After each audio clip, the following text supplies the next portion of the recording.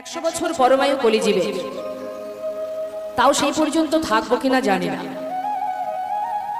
তাহলে অল্প সময় আমাদের হাতে, এই সময়ের মধ্যে ভগবত কৃপা, গোবিন্দ চরণ পাওয়া, তাছাড়া কলির অনেক দোষ, পদে পদে দোষ। কথায় কথায় আমরা অন্যান্য যুগের চেয়ে কলিকেই দোষারোপ বেশি করি। কেন করি? বাড়ির কোনো ছেলে মেয়েরা ভুল করলেও বলি এটা তো কলিযুগ, যার জন্য ছেলে মেয়েরা এমন অবস্থা, এটা কলির ছেলে, যার কারণে এই অবস্থা। মানে বাড়ির কোনো মানুষ কোনো ভুল করলে, কোনো অন্যায় করলে, পাপ করলে আমরা দোষ দিই কিন্তু কলির ছেলে বলে এমন অন্যায় করেছে, কলি যুগ বলে এমন অন্যায় হয়েছে। তার মানে প্রত্যেক পদে পদে কলির দোষ, কলিজীবের পদে পদে দোষ। তথাপিও বৈষ্ণব মহাজন বলছেন ধন্য কলি যুগ ধন্য। তো যার এত দোষ তাকে ধন্য বলছে কেন মা? বাবা, যার অনেক দোষ থাকে তার একটা ভালো গুণও থাকে। সত্য ত্রেতা দ্বাপর 3 যে যুগ, তারপরে তো কলি। তাই এই 3 যুগকে কেউ প্রণাম করে না মা, কেউ বলে না প্রণামঃ সত্য যুগ, প্রণামঃ দ্বাপর যুগ, ত্রেতা যুগ। সবার মুখে এক কথা, প্রণামঃ কলি যুগ। কেন? প্রণামঃ কলি যুগ সর্বযুগ সার, হরি নাম সংকীর্তন যাহাতে প্রচার। তাহলে সত্য ত্রেতা দ্বাপর প্রণামের নয়, ধন্য নয়, কলি ধন্য। যার এত দোষ সেই হচ্ছে ধন্য। কেন? বললেন হরিনাম সংকীর্তন যাহাতে প্রচার। আর কি বললেন? ধন্য কলি যুগ ধন্য, অবতীর্ণ আমার শ্রী চৈতন্য। করুণাময় দয়াল গৌর সুন্দর, পতিত জীবের পতিত পাবন। কলির জীব যত পাপ যত অপরাধ করুক না কেন, একবার কৃষ্ণ নামে যত পাপে হরে জীবের সাধনা, জীবে তত পাপে করে। কলি জীবের সাধনা, জীবে তত পাপে করে। কৃষ্ণ নাম জীব নয় বহুবার, তথাপি অনাহাই প্রেম না বহে অশ্রুধা। জানিবে সেই হৃদয় অপরাধ আছায় প্রচুর, কৃষ্ণ প্রেম বীজ তাতে নাহায় অঙ্ক। এই শ্লোকটা একটু মন দিয়ে শুনতে হবে মা। একবার কৃষ্ণ নামে, একবার হরি নামে যত পাপ হরে জীবের সাধ্য নাই, জীব তত পাপ করে। এই কথাটা যেমন সত্য কথা, জীব হাজার অপরাধ করার পরেও যদি কখনো কোনো সময় সেই জীবের চেতনা হয়, ভুল বুঝতে পারে, নিজের চৈতন্য হয়, সে যদি তখনই গোবিন্দ চরণে গিয়ে চরণ দুটি জড়িয়ে ধরে দুফোঁটা নয়নবাড়ি বরিশন করে, সেই মুহূর্ত থেকেই তার পূর্বের অপরাধ সব ধুয়ে পরিষ্কার হয়ে যায়। এটা যেমন সত্য কথা বাবা, ঠিক তদ্রূপ পরে কি বলছে? হেন কৃষ্ণ নাম জীব লয় বহুবার, তথাপিও না হয় প্রেম না বহে অশ্রুধার। যার কৃষ্ণ নামে সারা দিন ধরে 24 ঘন্টা ভগবানের নাম করছে, তথাপিও যার চোখে দুফোঁটা বাড়ি বরিশন হচ্ছে না, শাস্ত্রে বললেন জানিবে সেই হৃদয়ে অপরাধ আছয়ে প্রচুর, সেই জন্য কৃষ্ণ প্রেম বীজ তাতে না হয় অঙ্কুর। নিতাই গৌর হরি। ভক্তি বললেই হবে বাবা, ভক্তি বললেই আমি ভক্ত, আমি ভগবানকে ভালোবাসি, আমি ভগবানের কথা মতো চলি, তার নাম করি, এই কথা শুধু মুখে বললে হবে না, করে দেখাতে হবে। আমি বড় ভক্ত, সবাইকে জানাচ্ছি আমি বড় ভক্ত, আমি ভগবানকে দিনে 5 বার ভোগ দিচ্ছি, আমি তার নাম জপ করছি, শাস্ত্র অধ্যয়ন করছি, গীতা পড়ছি, ভাগবত পড়ছি, বিভিন্ন রকম গ্রন্থ অধ্যয়ন করছি, জপের মালা হাতে নিয়ে জপ করছি। সবকিছু তুমি করো, প্রত্যেকটা কর্মের একটা গুণ আছে, ভালো আছে মন্দও আছে। তুমি যদি হাতে জপের মালা নিয়ে জপ করো আর মনের ভিতরে যদি তোমার হিংসা থাকে, যদি তোমার মনের ভিতরে কালিমা থাকে, লোভ লালসা কামনা বাসনা অহংকার, এগুলো যদি থাকে মা, তাহলে লাভ হবে কিছু? জপের মালা হাতে নিয়ে ভগবানের নাম করছি, জপের মালা হাতে নিয়ে জপ করছি, আর মনটা আছে অন্যদিকে, হবে না, সে ভজন হবে না। একনিষ্ঠ ভক্তি ভরে তোমাকে ভজন করতে হবে।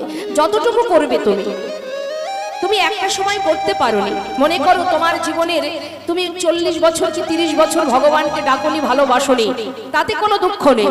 40 বছর পার হয়ে গেল, 50 বছর পার হয়ে গেল, যাক না, তারপরেও যদি কোনোদিন তুমি নিষ্ঠাভাবে ভক্তিভাবে ভগবানকে এতটুকু ভালোবাসো, সেই ভালোবাসার ভিতরে কোনো উদ্দেশ্য থাকবে না, কোনো অহংকার থাকবে না। আমি ভগবানকে 5 বার সেবা দিই, আমি ভক্ত, আমি শাস্ত্র পড়েছি, আমি ভক্ত, আমি পণ্ডিত, এগুলো থাকলে হবে না। সারা জীবন ধরে ভগবানকে ভালোবেসেও যুগ যুগ ধরে যাদের সংসার নেই, পরিবার নেই, যোগীমণি ঋষি যারা তপস্যা করছে বনে জঙ্গলে, তারা ভগবানের চরণ লাভ করতে পারছে না। আর তুমি মায়ার সংসারে সংসারী জীব হয়ে আর অহংকার হৃদয়ে রেখে যদি তুমি জপের মালা হাতে নিয়ে জপ করো, হাতে জপের মালা, নজরটা অন্যদিকে, চাহনিটা অন্যদিকে, দেখি তো দিকে কি হচ্ছে, কি হবে, মনটা কোথায় থাকবে? ভজন যদি করতে হয় দশেন্দ্র ষড়রিপু দিয়ে ভজন করো, তবেই তো সর্বস্ব দিয়ে সেবা করো। তোমার ইন্দ্র অন্য কাজ করবে আর তুমি হাতে জপ করবে, কাজ হবে না। তাই বৈষ্ণব মহাজন বললেন, ডাকার মতো একবার ডাকলেই তার কৃপা লাভ করা যায়, যদি ডাকার মতো একবার কেউ ডাকতে পারে। মনে প্রাণে ডাকতে হবে, হৃদয় দিয়ে মন দিয়ে ভালোবেসে ডাকতে হবে। তার সুন্দর প্রমাণ আপনাদের দিচ্ছি, একটু ছোট করে বলবো, মন দিয়ে শুনুন। লীলা কথা শোনা মানেই জীব শিক্ষা, লীলা কথা শোনা মানেই আমাদের চৈতন্য হওয়া। কি বলছে শুনুন, ভালোবেসে ডাকার মতো ডাকা। ভগবানকে ভালোবাসা অত সহজ নয়, আবার বিশাল কঠিনও নয়। মনে প্রাণে নিজের সন্তানকে আপনি যেমন করে ভালোবাসেন, যে যেমন করে ভগবানকে ডাকে, কেউ স্বামী রূপে ভালোবাসে, যেমন মীরাবাই স্বামী রূপে গোবিন্দকে ভালোবাসতেন, যার কারণে যখনই মীরাবাই ভজন করতেন তখনই গোবিন্দ তার সামনে এসে দাঁড়াতেন স্বামী রূপে। সন্তান রূপে ভালোবেসেছিলেন মা যশোমতী, যার কারণে সন্তান রূপে পেয়েছিলেন ভগবানকে। কেউ বন্ধু রূপে ভালোবেসেছেন, আপনি যেভাবে ভালোবাসবেন ভালোবাসার মতো ভালোবাসতে হবে। তারই প্রমাণ আপনাদের দিচ্ছি, বেশি দূর নয়, পূর্ব বর্ধমান। পূর্ব বর্ধমানে শ্রীখণ্ড বলে একটি জায়গা আছে বাবা। ওই শ্রীখণ্ডে মুকুন্দ দাস, এই মুকুন্দ দাসের বাড়িতে তার একটা 12 বছরের ছোট্ট ছেলে, নাম তার রঘুনন্দন। কথাগুলো একটু মন দেবেন মা। এই রঘুনন্দনের বয়স 12 বছর। বাড়িতে আছে গোপীনাথ বিগ্রহ, গোপীনাথের সেবা দেয়। মুকুন্দ দাস একটু কবিরাজি করতেন, মানে ভালো কবিরাজি হাত ছিল তার। আগেকার সময়ে তো এত ওষুধ ছিল না, এত মেডিসিন ছিল না। আগেকার সময়ে গ্রামে কোনো ব্যক্তি অসুস্থ হলে পাড়ার ভিতরে, গ্রামের ভিতরে যারা বৈদ্য ছিল, যারা কবিরাজি করতেন, তাদেরকে ডেকে আনা হতো এবং তারা নানাবিধ গাছগাছরা দিয়ে ওষুধ তৈরি করে, পাচন তৈরি করে খাওয়ালে রোগ ভালো হয়ে যেত। তাই এই মুকুন্দ দাস এত ভালো কবিরাজি জানতেন মা। সেই সময় নবদ্বীপের জমিদার রাজা ছিলেন নবাব হোসেন। সেই হোসেন সাহেবের যখন শারীরিক ব্যাধি হয়, তিনি লুকিয়ে ওই মুকুন্দ দাসের কাছ থেকে ওষুধ খেয়ে তিনি সুস্থ হয়েছিলেন। এত ভালো কবিরাজি জানতেন মুকুন্দ দাস। এখন ঘরে গোপীনাথ সেবা দিতে হবে, আর এদিকে গ্রামে একজন অসুস্থ হয়েছে বাবা। তা চিন্তা করছে আমি একা মানুষ, কোন দিকে যাব। তখন এই 12 বছরের ছোট্ট ছেলে সে এসে বলছে, বাবা তুমি এত চিন্তা করো না, আমি তো আছি, তোমার সন্তান আছি আমি। গ্রামে যে ব্যক্তি অসুস্থ তার কাছে তুমি চলে যাও, আমি তো আর সুস্থ করতে পারবো না। ঘরে গোপীনাথের সেবা এটা আমি দিয়ে দেব। মুকুন্দ দাস মৃদু মৃদু হাসছেন সন্তানের কথা শুনে। 12 বছরের সন্তান, কি বা বোঝে সে। বলছে, বাবা তুমি এত ভেবো না, তুমি গ্রামে চলে যাও, যে অসুস্থ হয়েছে তুমি তার কাছে চলে যাও, আর ঘরে গোপীনাথের সেবা এই দায়িত্বটা আমি নিয়ে নিলাম। আরে বাবা, সেবা বললেই কি সেবা দেওয়া যায়? ভগবানের সেবা দিতে গেলে অনেক নিয়ম আছে, অনেক মন্ত্র জানতে হয়, নিবেদন মন্ত্র, সেবার পরে আচমন মন্ত্র। তুমি তো কিছু জানো না বাবা, তোমার মতো হয়তো আমি মন্ত্র জানি না, কিন্তু বাবা আমি যদি ওকে ভালোবেসে খাওয়াই, কথাগুলো প্রত্যেকটা কথাগুলো মন দিতে হবে মা, যদি আমি ওকে ভালোবেসে খাওয়াই ও কি খাবে না? সত্যি তো? মুকুন্দ দাস মনে মনে চিন্তা করছে, বাবা কথাটা তো ঠিক। কেউ যদি ভক্তি ভরে, কেউ যদি ভালোবেসে কাউকে কিছু খাওয়ায়, তার জন্য মন্ত্রের কি বা প্রয়োজন? মন্ত্র দিয়েই তো ভগবানকে পাওয়া যায় না, ভক্তি দিয়েই তাকে পাওয়া যায়। ভক্তি শ্রদ্ধা যদি থাকে, নিষ্ঠা ভক্তি যদি থাকে, তবে তো তাকে পাওয়া যায়। তাতে মন্ত্রের কি বা প্রয়োজন? বেশ, তার প্রমাণ বাবা বৃন্দাবনে। বৃন্দাবনের ব্রজগোপীরা তারা কিন্তু মন্ত্রতন্ত্র দিয়ে গোবিন্দকে ভালোবাসতেন না, তারা ভালোবাসতেন নিজের জন ভেবে। তাই তো ব্রজপ্রেম শ্রেষ্ঠ প্রেম, যারা নিজের করে ভালোবাসতেন। মা যশোমতী, যিনি কৃষ্ণ ছাড়া আর জানতেন না, সবাই এসে বোঝাতেন, ও যশোদে, তোমার সন্তান সাধারণ নয়, সে বিশ্ব ব্রহ্মাণ্ডের মালিক, সে ভগবান। কিন্তু বাবা, মা তো বাৎসল্য প্রেমে ভালোবাসতেন সন্তানকে। তাই যে যাই বলুক না কেন, মায়ের কাছে সন্তান যেন মনে হয় খুবই ছোট। যে যা বলে বলুক, আমার বিশ্বাস হয় না আমার গোপাল সে আমার সন্তান। তাই মনে প্রাণে কেউ যদি কাউকে ভালোবাসে, তাকে তুমি যেটাই বোঝাও না কেন বাবা, তার মন কখনো টলবে না। বলছে, বাবা তুমি চলে যাও, চিন্তা করো না, আমি গোপীনাথকে খাইয়ে দেব। বেশ, চিন্তা করলেন তাহলে আর দেরি না করে বেরিয়ে যায়। শোন, রান্নাঘরে সবকিছু গোছানো আছে, তুই একটু রান্না করে তবে সেবা দিস। আজ আমি আর রান্নাটাও করতে পারিনি। ঠিক আছে বাবা, চিন্তা করো না, তুমি চলে যাও। ছোট্ট 12 বছরের ছেলে মা, জীবনে কোনোদিন যে কাজ করেনি, আজ চলেছে রান্নাঘরে রান্না করতে। রান্নাঘরে গিয়ে দেখছি সবকিছু গোছানো, কিন্তু রান্না হয়নি। সমস্ত ব্যঞ্জন দেখে সবগুলো এক পাত্রে ঢেলে দিয়ে এবার কোনো রকমে রান্না করতে বসে গেছে। উনুনে জাল ধরিয়েছে, জাল জ্বলছে, আগুন জ্বলছে, রান্না হচ্ছে। কি হচ্ছে না, সিদ্ধ হচ্ছে মা। সব ব্যঞ্জন একসঙ্গে দিয়ে সিদ্ধ করছে। আর বিড়বিড় করে বলছে, ও গোপীনাথ, জানো আজ বাবা ঘরে নেই, আমি তোমার জন্য রান্না করছি। আমি জানি ভালো হবে না, কারণ আমি তো আগে কখনো রান্না করিনি। যেমনই হোক একটু কষ্ট করে আজকে খেয়ে নেবে। ভক্তি কাকে বলে মা? ভালোবাসা কাকে বলে? কোন রকমে সিদ্ধ করেছে, একটা পাত্রে ঢেলে নিয়ে এবার গুটি গুটি পায়ে ঢুকছে। মন্দিরের ভিতরে প্রবেশ করে দরজাটা খুলে মন্দিরে ঢোকে, এবার পাত্রটা রেখে ডাকছে, গোপীনাথ, গোপীনাথ, শিগগিরই এসো। জানো আজ বাবা ঘরে নেই, তোমার জন্য আমি রান্না করেছি। নিশ্চয়ই ভালো হয়নি, ঠিক আছে আজ একটু কষ্ট করে খেয়ে নাও, কাল বাবা তোমাকে ভালো করে রান্না করে খাওয়াবে। শিগগিরই এসো। আসছে না বাবা? আমরাও তো ভগবানকে খাওয়াই মা, সেবা দিই তো আমরা। তিনি তো আসেন না। আসছে না কেন? চারিদিকে দেখছে, কি হলো আসছে না কেন? দেখছি কি দরজা খোলা। আচ্ছা বুঝেছি বুঝেছি, দরজা খোলা। আরে বাবা যখন তোমাকে খাওয়ায় দেখেছি দরজাটা বন্ধ করে দেয়। দাঁড়া, দরজাটা বন্ধ করে দিল। দরজা বন্ধ করে এসে আবার ডাকছে, গোপীনাথ, ওই দেখো দরজা বন্ধ করে দিয়েছি, শিগগিরই এসো, তাড়াতাড়ি এসো। তাও আসছে না। আসছে না কেন? মনে মনে ভাবছে, সে জানে কি বাবা, সে জানে আমি যেমন বাবার সন্তান, ওই গোপীনাথও বাবার সন্তান। সে কিন্তু জানে না যেটা বিগ্রহ কি এটা ভগবান, এটা ভগবান স্বরূপ বিগ্রহ হয়ে দাঁড়িয়ে আছে, এটা কোনো সাধারণ মানুষ নয়। এটা সে জানে না। সে জানে আমারই মতো ও আমার বাবার সন্তান। তাই ডেকেই যাচ্ছে, এসো ও গোপীনাথ, তাড়াতাড়ি এসো। আসছে না। গোপীনাথ, কখন থেকে ডাকছি তোমায়, জানো আমি কোনোদিন রান্না করিনি, আজই করেছি তোমার জন্য। আমার কি কষ্ট হয় না? ও গোপীনাথ, কখন থেকে ডাকছি, এসো এসো না গোপীনাথ। তুমি যদি না খাও বাবাজি আমায় বকবে, অনেক বকবে। এসো না ও গোপীনাথ, একবার এসো। দাঁড়িয়ে দাঁড়িয়ে কাজ। ভগবান পাথরের মধ্যে বসে আছে বাবা, চিন্তা করছে ভক্ত, এমন করে তো কোনোদিন আমাকে কেউ ডাকেনি, কেউ কোনোদিন এমন করে ভালোবাসেনি। আজ এমন ভালোবাসা পেয়ে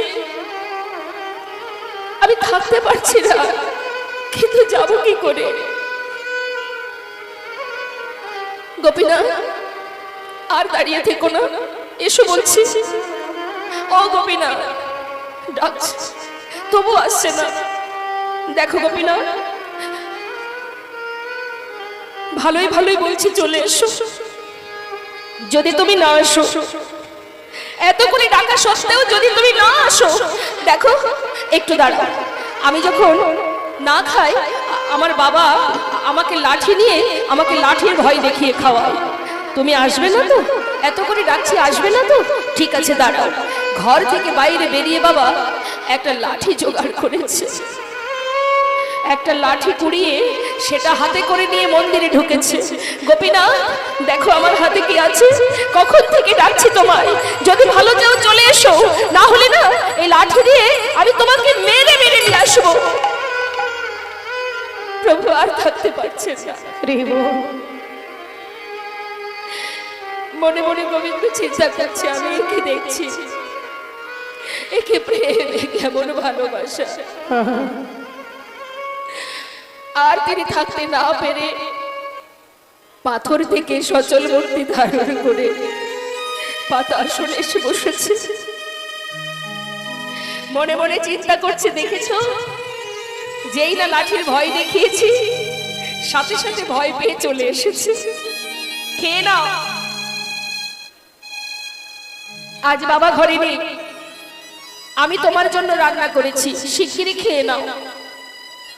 পাতা আসনে বসে যেই না একটুখানি মুখে দিয়েছে, মা জিজ্ঞাসা করছে, কেমন হয়েছে গোপীনাথ? ভালো হয়নি তাই না? আমি তো কোনোদিন রান্না করিনি, আমি তো জানি না রান্না করতে, খুব একটু কষ্ট করে খাও। ভগবানের চোখের জলে মুখ ভাসিয়ে কাঁদছে ভক্ত, আমি তোমায় বলে বোঝাতে পারবো না। এই যে কত সুন্দর, এই যে কত স্বাদ, এই যে আমার কাছে অমৃত। ভক্ত যদি ভক্তি মনে ভালোবেসে আমার জন্য রন্ধন করে, সে রান্না খারাপ হবে কেমন করে? খুব সুন্দর হয়েছে, খেয়ে নাও। বহুদিন পর ভক্তের হাতে রান্না পেয়ে ভগবান সেবা করতে করতে প্রায় শেষ, অবশিষ্টটুকু মুখে দিতে যাবে, এমন সময় হাতটা চেপে ধরেছে রঘুনন্দন। গোপীনাথ, এ কি করছো তুমি? তুমি সব খেয়ে নিয়েছো। গোপীনাথ, আমি যা রান্না করেছি সবই তোমায় ধরে দিয়েছি, তুমি যদি সব খেয়ে নেবে তাহলে আমি কি খাবো? আমার বাবা কি খাবে? আমাদের জন্য একটু রেখে দাও। ভগবান বলছে, জানো ভক্ত, আজ না এত ভালো রান্না হয়েছে, এত সুস্বাদু হয়েছে, আজ তোমার হাতে রান্না পেয়ে সেবা করতে করতে আজ আর আমার মনে নেই, কারোর কথা মনে নেই, আমি সব ভুলে গেছি ভক্ত। ঠিক আছে, আমার হাতে যেটুকু আছে এটুকু আমি তোমার জন্য রেখে গেলাম, তুমি খেও কেমন? ভগবান আবার বিগ্রে মিলিত হয়েছে। মা, বেশি তো ছিল না বাবা, পাত্রে যেটুকু ছিল সেটুকু নিজে সেবা করে পাত্র ধুয়ে তুলে রেখেছে। এদিকে যথাসময় মুকুন্দ দাস গ্রামের কাজ সেরে ঘরে ফিরেছে। ঘরে এসে ডাকছে, রঘুনন্দন বাবা, সেবা হয়ে গেছে? হ্যাঁ, তুমি কোনো চিন্তা করো না, নিশ্চিন্তে থাকো। আচ্ছা বেশ, আমার বড় কাজটা তুই করে দিয়েছিস, সব থেকে বড় কাজ ওটা আমার। তুই যে আমার উপকার করেছিস, যে কাজ আমার করে দিয়েছিস, আমি খুব খুশি। তা শোন, আমি সবেমাত্র এলাম, প্রচন্ড খিদে পেয়েছে, আমার জন্য একটু কিছু প্রসাদ নিয়ে আয়। বাবা, আজ আর প্রসাদ নেই। কেন নেই? কি করে থাকবে? সবই তো তোমার গোপীনাথ খেয়ে নিচ্ছিল, ভাগ্যে সাজটা ধরেছিলাম, আমার জন্য একটু রেখেছিল, সেটা আমি খেয়ে নিয়েছি। মনে মনে চিন্তা করছে রঘুনন্দন, আহা গোপীনাথ, যে পাথরের বিগ্রহ সে কি করে খাবে? মুকুন্দ দাস বলছে, রঘুনন্দন, গোপীনাথ খেয়েছে? হ্যাঁ গো বাবা, সবই খেয়ে নিয়েছে, অবশেষে একটুখানি রেখেছিল।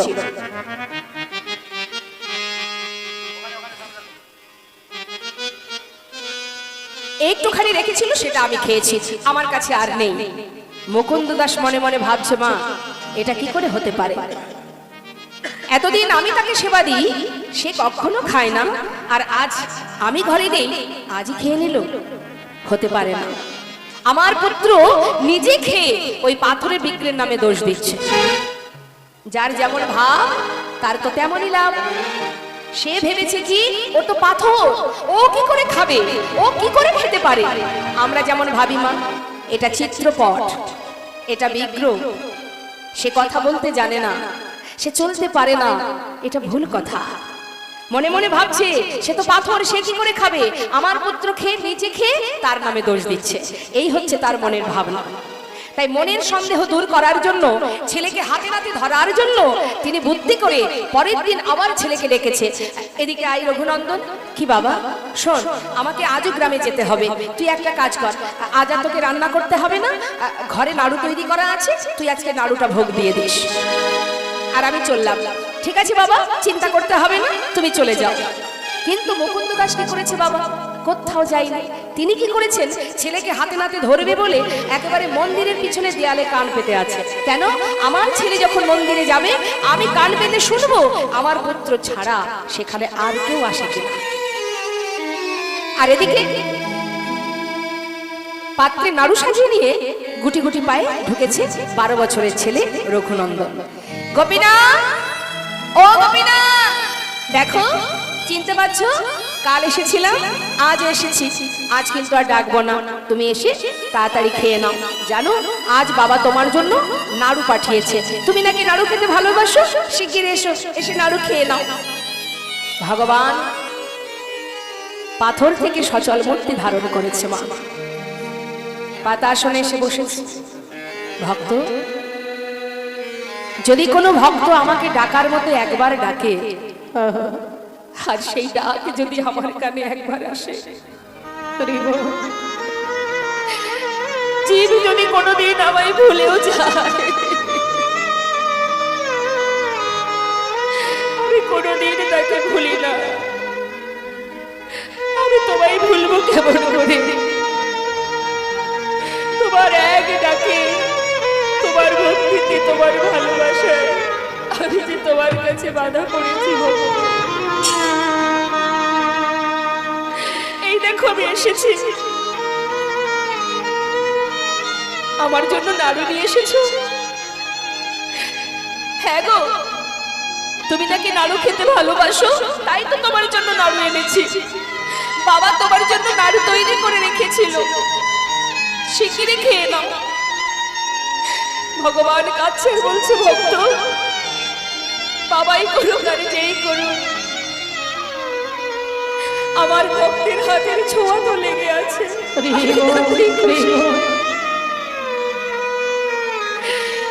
মুখে দিয়েছে মা, যেই না একটা মুখে দিয়েছে, পাশে দাঁড়িয়ে রঘুনন্দন চিন্তা করছে কালকের মতো দাঁড়িয়ে থাকি, আর ও যদি সব খেয়ে নেয়, আজকে আমি আর হতে দেব না সেটা। আজকে গোপীনাথ খাবে, আমিও আমার ভাগের ভাগটা খাবো। এই ভেবে সে কি করেছে, ওই পাত্র থেকে একটা নাড়ু তুলে নিয়েছে, তুলে নিয়েই মুখে দিয়েছে। যেই না মুখে দিয়েছে, অর্ধেকটা খেয়েছে, ভালো লেগে গেছে। অর্ধেকটা খাওয়ার পর মুখে, নিজের মুখে যখন ভালো লেগেছে, আর হাতে যে অর্ধেক এঁঠো নাড়ুটা গোপীনাথের মুখের কাছে ধরেছে। গোপীনাথ দেখো কত সুন্দর করেছে আমার বাবা, দেখো কত সুস্বাদু, কত স্বাদ। খেয়ে দেখো গোপীনাথ। ভগবান আর থাকতে পারছে না। ভক্ত, তোমার মুখের এঁঠো নাড়ু তুমি আমাকে খাইয়ে দেবে? হ্যাঁ, খেয়ে দেখো। গোপীনাথ, তুমি কাঁদছো কেন? আমার এঁঠো নাড়ুটা তোমাকে দিচ্ছি তাই। আসলে কি জানো তো, আমার ভালো লেগেছে তাই তোমায় দিচ্ছিলাম। তুমি কেঁদো না, আমি তোমায় আর দেব না। না না, আমি সেজন্য কাঁদছি না। তাহলে কাঁদছো কেন? আমি এই জন্য কাঁদছি যে তুমি যদি তোমার এঁঠো নাড়ু আমাকে খাওয়াতে পারো, তবে আমার এই প্রসাদী নাড়ু আমি তোমাকে খাওয়াতে পারি নিশ্চয়ই। তাহলে তুমি আমাকে খাওয়াও, আমি তোমাকে খাওয়াই। ভগবান তার প্রসাদী নাড়ু দিচ্ছে ভক্তের বদনে, আর ভক্ত তার এঁঠো নাড়ু দিচ্ছে ভগবানের বদনে। ভক্ত ভগবানের মধুর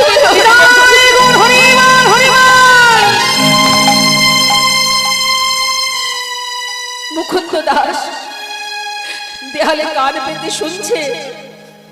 আমার ছেলে ছাড়াও সেখানে আরো একজনের কণ্ঠ শোনা যায়। তবে কে সে? ছুটতে ছুটতে এসে যেই না দরজাটা খুলেছে, খোলা মাত্রই তার আগেই ভগবান অর্ধনাড়ু হাতে নিয়ে সেই বিগ্রে মিলিত হয়ে গেছে। এত সময় যার হাতে বাঁশি ছিল, তার হাতে অর্ধনাড়ু দেখে মুকুন্দ দাস ছুটে গিয়ে নিজের সন্তানের চরণে লুটিয়ে পড়ে চরণ দুটো জড়িয়ে ধরে কাঁদছে। গোপীনাথ, রঘুনন্দন, আমায় ক্ষমা করে দে বাবা, আমি অপরাধ করেছি। আমি তোকে ভুল বুঝেছি, তোকে পরীক্ষা করেছি, আমায় ক্ষমা কর। বাবা, কি হয়েছে তোমার?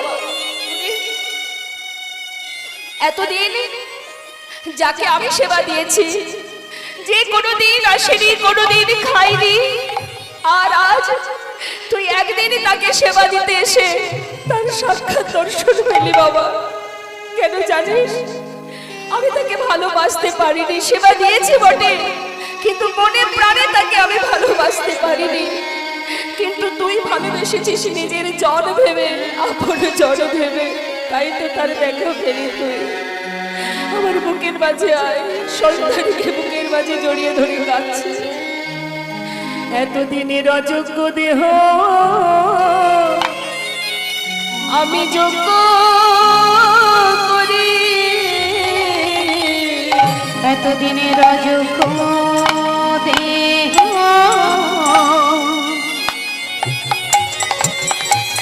আমি যোগ্য,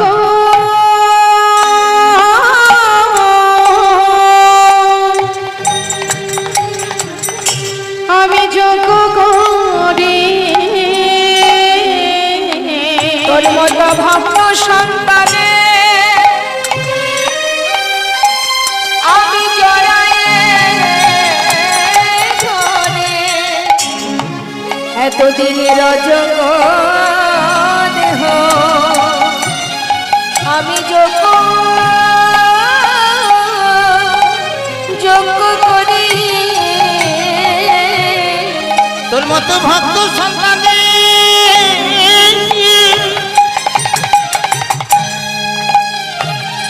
আমি জড়ায়ে ধরি। আমার অযোগ্য দেহ আমি যোগ্য করি। তোর মতো ভক্ত সন্তানে জড়ায়ে আমার ধরি, গলা ধন্য করি। ভক্ত সন্তানে জড়ায়ে ধরি, আমার অযোগ্য দেহ যোগ্য করি। কাঁপি তোমার হৃদয় শীতল আমার করি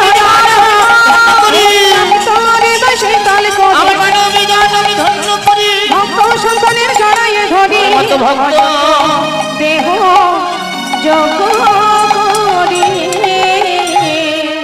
শুধু আমার এটাই বলা মা, এই যে দৃষ্টান্তটা দিলাম, এটা দৃষ্টান্ত, এই ঘটনাটা এটা কিন্তু কোনো গল্প নয়, এটা বাস্তব। আপনারা যাবেন অদ্যাপি শ্রীখণ্ডপুরে অর্ধনারু আছে করে, দেখেন যত ভাগ্যবান জনে শ্রী রঘুনন্দন যে অভিন্ন মদন সে উদ্ধব দাস ও রসভনে। অর্থাৎ দর্শন করে আসবেন, আমার ভাগ্য হয়েছে, আমি দর্শন করেছি আপনাদের আশীর্বাদে। তো যাবেন দর্শন করে আসবেন, নাড়ু হাতে আজও সেই গোপীনাথ সেখানে তার সেবা চলছে। তাই মা এই সুন্দর ঘটনাটা আপনাদেরকে এই জন্যই বলা যে ভগবানকে ভালোবাসতে গেলে ধন ঐশ্বর্য লাগে না, অর্থ নয়, বিষয় সম্পদ নয়, এ তো তারই সৃষ্টি। অর্থাৎ এগুলো দিয়ে তো তাকে পাওয়া যাবে না। তাকে পেতে গেলে, তার চরণ লাভ করতে গেলে একটুখানি ভক্তি যদি লাভ করতে হয়, শুধুমাত্র তার চরণ স্মরণ করো। প্রতিটা মুহূর্ত তুমি চলছো ফিরছো কর্ম করছো করো, তাতে কোনো দুঃখ নেই, কিন্তু মনটা দিয়ে দাও তুমি গোবিন্দ চরণে, মনে প্রাণে তুমি ভালোবাসো। তুমি যে কর্মে যাবে তার নাম স্মরণ করে চলো, যে পথে যাবে তার নাম স্মরণ করো। হে প্রভু, চললাম আমি এই কাজে, তুমি আমার সঙ্গে থাকো, প্রভুকে নিয়ে চলো, সদা সর্বদাই তার স্মরণে থাকো। তাহলে দেখবে জীবনে কখনো কোনো ভুল পথে তুমি এগোবে না, তোমার পা চলবে না, ভুল পথে পা বাড়াবে না। তাই মা, সৎ সঙ্গ করো, সাধু গুরু বৈষ্ণবের সঙ্গ করো, অসৎ সঙ্গ করো না। অসৎ সঙ্গ করার চেয়ে সৎ সঙ্গ করা ভালো। অসাধুর সঙ্গ না করে সাধুর সঙ্গ করো, ভগবানকে ভালোবাসো, হরিনাম আস্বাদন করো, ভক্ত চরণ ধুলি অঙ্গে মাখো, কোনো কষ্ট নেই, কোনো কষ্ট নেই। কলিযুগে ভগবত কৃপা লাভ করতে গেলে কিচ্ছু করতে হয় না। কৃত্তি যজ্ঞে বিষ্ণু ত্রেতাই যজ্ঞতে মক্ষ, তারপরে পরিচর্যং কলো তদ্ধরি সংকীর্তন, হরিনাম মহামন্ত্র জপ করো। আজ এই সুন্দর হরিবাসরে সবাই একবার আমরা মহামন্ত্র জপ করব, তারপরে আমরা লীলায় চলে যাব। দেখি সবাই মিলে হাত তুলো, সবাই গাইবেন আমি আশা করছি মনে প্রাণে। আমার জন্য নয়, আমার জন্য নয়, যার যার নিজের জন্য, নিজের যে দশেন্দ্র ষড়রিপু আছে, মন প্রাণ দিয়ে মহামন্ত্র জপ করুন। তুলুন সবাই হাত, তুলুন তুলুন হাত তুলুন, বলা লাগবে না, একবার বললে সবাই তুলবে। হ্যাঁ, যার যার নিজের কাজ নিজেকেই করতে হবে। সবাই মিলে হরে কৃষ্ণ হরে কৃষ্ণ, আমার শেষ হলে আপনারা গাইবেন এবং উচ্চস্বরে গলা ছেড়ে গাইবেন। কেমন? কৃষ্ণ কৃষ্ণ হরে হরে হরে রাম রাম রাম হরে হরে হরে কৃষ্ণ কৃষ্ণ বলুন